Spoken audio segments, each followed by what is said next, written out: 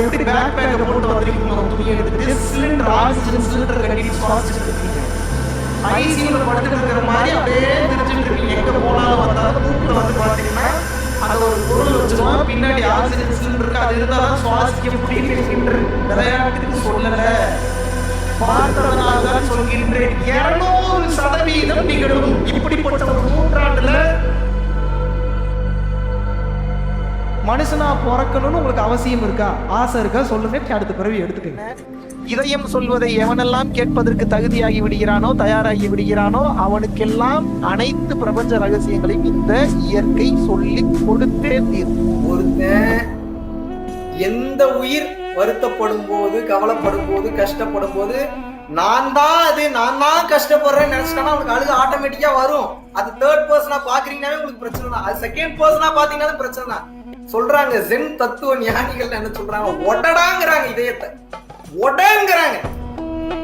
எவ்வளவுக்கு எவ்வளவு இறுக்கமா இருக்கும் அந்த அனாகத்தாவை அந்த அளவுக்கு ஒட அப்படிங்கிறாங்க.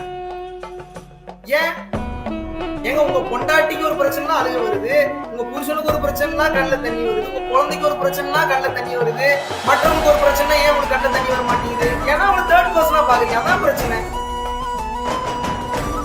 Those who dare to follow their heart, this nature will start to show her secrets. அப்படின்னா என்ன? எவன் ஒரு புத்தி சொல்றத விட்டுட்டு இதயம் சொல்றத தைரியமா புரிஞ்சு முடிவு எடுக்கிறானோ இந்த பிரபஞ்சம் எல்லா ரகசியத்தையும் அவங்க சொல்லி கொடுக்கும். நீங்க உண்மையாவே உங்க வாழ்க்கையில மிராக்கிள் நீங்க பார்க்கணும்னு நினைச்சீங்கன்னா, உங்க வாழ்க்கையிலேயும் பல அதிசயங்கள் நீங்க நிகழணும்னு நினைக்கிறீங்கன்னா, என் வாழ்க்கையும் ஒளி ரூபமா மாறின மிகப்பெரிய அதிசயங்கள், மிகப்பெரிய ரகசியங்கள்லாம் நான் தெரிஞ்சுக்கணும், இறைவனோட குழந்தையா இருக்கணும், இறைவனோட செல்லப்பிள்ளையா இருக்கணும் நீங்க நினைக்கிற ஒரே விஷயம் தான் பாருங்க, என்ன? எல்லா உயிர்களையும் தான் உயிர் போல கருதணும். அவ்வளவுதான் மேட்டர். எல்லா உயிரையும் அப்படி பார்க்கணும்.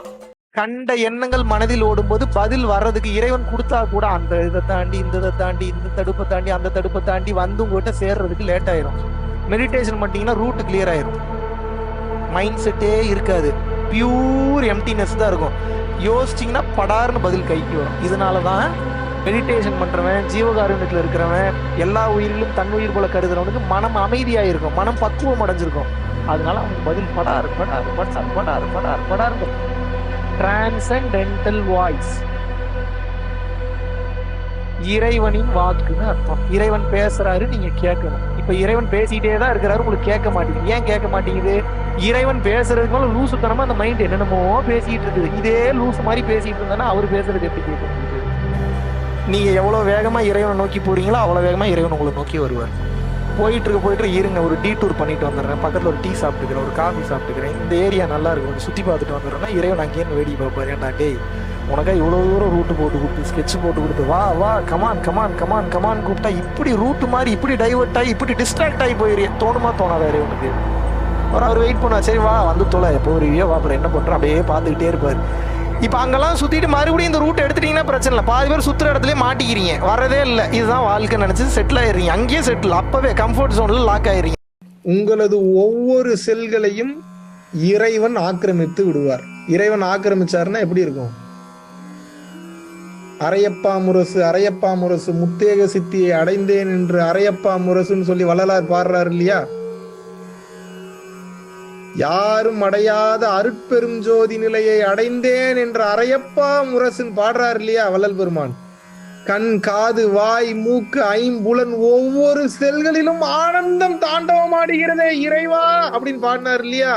இறைவா இப்படி ஆனந்தமா இருக்கே, ஐயோ இது எப்படி வர்ணிக்கிறது, இத்தனை நாள் இதை தெரிஞ்சுக்காம இருந்துட்டேனே. அவர் அடையிறதுக்கே அத்தனை லேட் ஆயிருக்கு.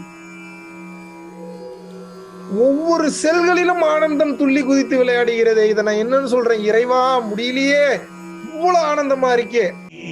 அம்பலத்தில் ஆடுகின்றார் வெண்ணிலாவே, அவர் ஆடுகின்ற வண்ணம் என்ன வெண்ணிலாவே. அம்பலத்தில் ஆடுகின்றார் வெண்ணிலாவே, அவர் ஆடுகின்ற வண்ணம் என்ன வெண்ணிலாவே.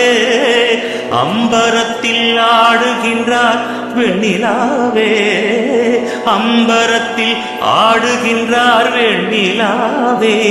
என்னை ஆட்டுகின்றார் இன்பரத்தே வெண்ணிலாவே.